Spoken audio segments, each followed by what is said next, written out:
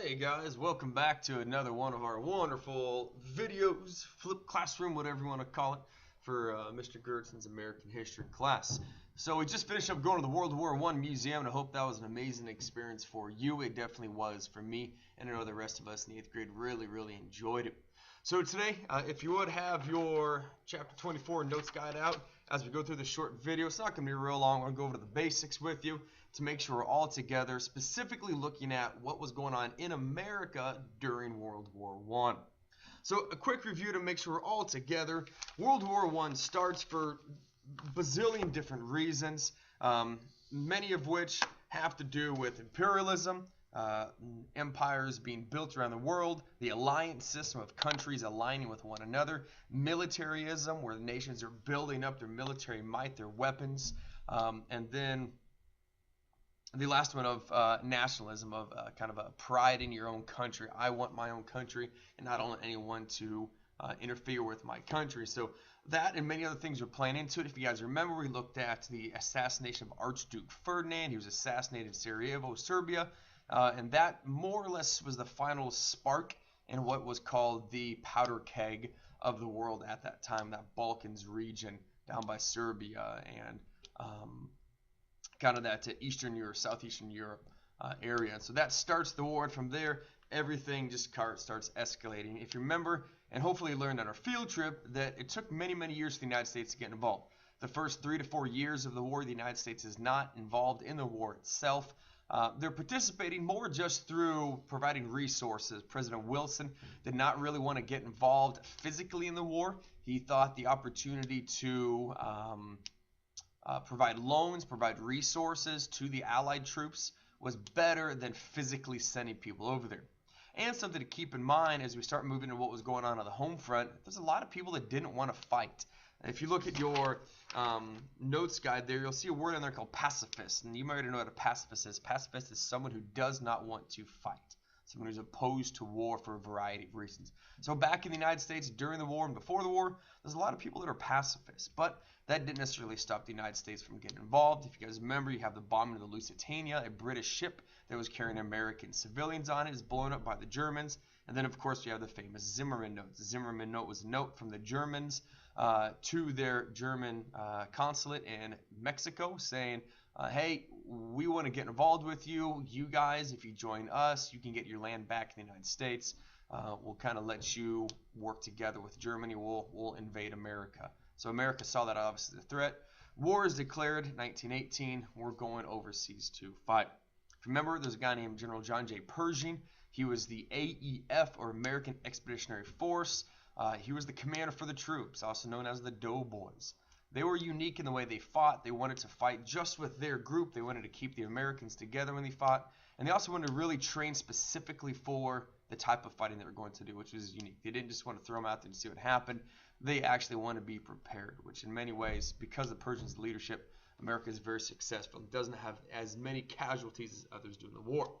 Okay, so let's talk about what was going on the home front during the war. So again, look at your notes guide, please. If you don't have it printed off, make sure you get it printed off. We're going to be working out of chapter 24 of your textbook entitled The Home Front. So if you want to follow along with me here. So one of the big things you have to understand is that America mobilizes. A lot of people came together. If you remember from the museum, learning about when this war started, America was not prepared. We had less than 200,000 soldiers ready to go, not very many weapons. And that was one of the things that Germany was hoping that, hey, we're not worried about the United States. They're not prepared to fight, so let's take care of this. Let's whoop up on the Allies before America joins. Well, what they didn't realize is that the United States as a whole was going to fully dive into this war, and we have businesses and industries and manufacturing companies that instead of building washing machines, now we're building bombs. Instead of building cars, now we're building tanks. And so the whole country really heavily gets involved. They mobilize to go to war. It's one of the things that was so impressive at the beginning. Again, you had your groups, the pacifists, those that were opposed to war. They were working. But at the same time, you had a lot of propaganda. Propaganda is a way in which we're going to try to influence and create support for a specific cause. In this case, support for World War I. specifically have groups called the 4-Minute Men. Actually, I don't think I put it in any notes. Make sure you have that. 4-Minute Men, they went and they give little 4-minute speeches. This is right here. They would go out through these cities. They have 4-minute speeches at civic and social places, trying to influence people to support the war. Say, hey, you need to come help. Posters were a really big thing. Some of these posters that I found: beat back the Hun. Hun were the Germans with the Liberty bonds. We want to buy Liberty bonds. All sorts of different posters, different things, saying that you need to help. You need to get involved. You need to participate in really helping America win this war. So that was propaganda. They were trying to persuade people to get involved. And so you have this patriotic fervor that swings throughout the entire country. The country also, if you remember from previous chapters, they enact something called a draft. There's a Selective Service Act which required men 18 and above to enter their name, and you could then be drawn out to fight in the war. It was required of you then. There were those that were pacifists that were expected to go, but they could do something called be a conscientious objector. A conscientious objector is someone who says, because of my moral and religious beliefs, I can and will not fight in the war. Okay? So there was definitely some of those. For example, my father-in-law, or my mother-in-law, her father was drafted into World War II. He was a conscientious objector for religious reasons. So he was then assigned to non-combat specific things. He spent a little bit of time in jail for it, and then went to non-combat specific things. A cook, for example, in the United States. But if you did not go through with your drafting, there were consequences that went along with that. So you have your Selective Service Act, which is getting people into the war, trying to get more and more involved. One of the things that they really needed was they needed money and they needed resources, and so the United States government started selling Liberty bonds. Bonds, generally definition, certificate issued by a government or company that promises to pay back the borrowed money at a fixed rate of interest on a specific date. So, for example, if you're going to buy a Liberty bond to fight the war, hi, here's your certificate of paper. This says that you gave the United States government $500. If you hold on to this for 20 years, the United States government will pay you that $500 plus 10% interest at that time. And so it's a way for the United States government to get as much money as they possibly can from the people. Then they promise, hey, we'll pay that back in the end. You and your families, they might still have some Liberty bonds. There's a chance, if you go home and ask, that there's Liberty bonds somewhere in the family.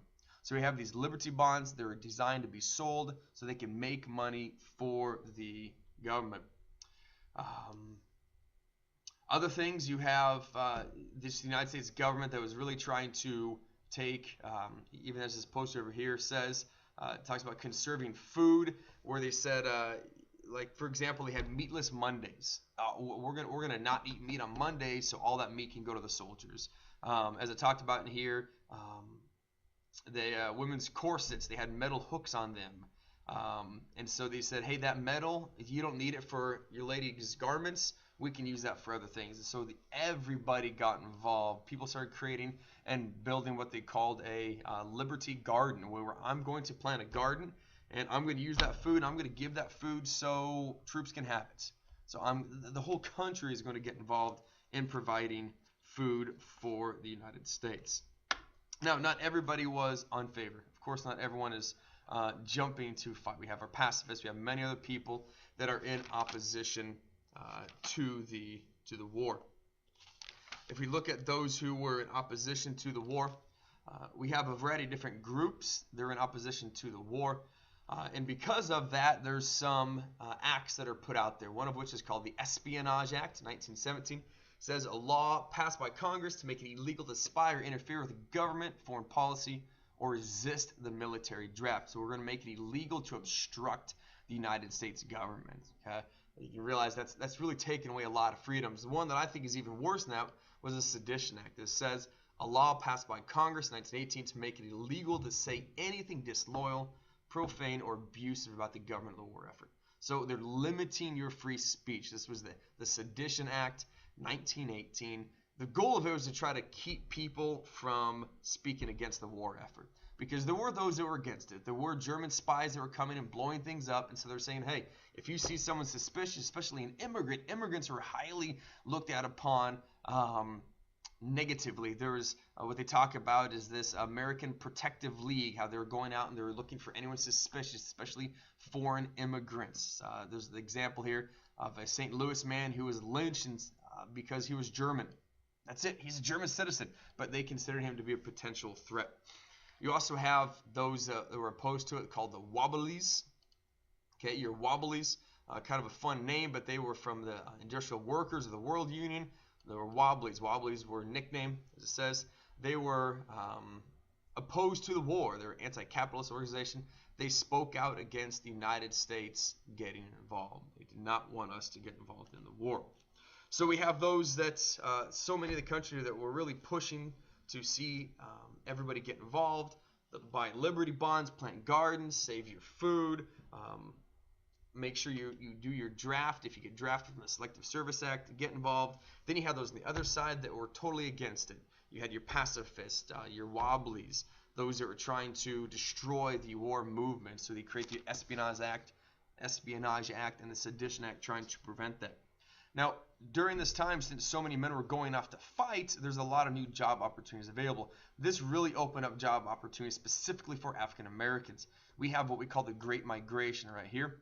It's the beginning during World War I, the mass movement of millions of African Americans from the rural South to cities in the North and Midwest to take jobs. And so if I pull up this picture here, so we have down in the South areas that were traditionally congregated by African Americans. Now they're moving up north. They're moving to some of these major cities because this is where the factories are.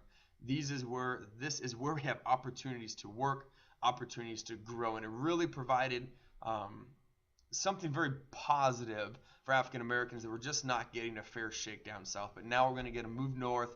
We're going to have the opportunity to work. We're going to be treated as we should be treated, as equals. And so that was called your Great Migration, African Americans moving northward. Okay, so there's your quick overview of what was going on in America during the war. Hopefully you found that to be informative. Have your notes, go back, watch it again. Prepare yourself, folks. You have a test coming up. Remember, I have that previous World War I and the reasons why World War I started video. Take a look at that. You have this one as well. Have a great day, guys. We'll see you later.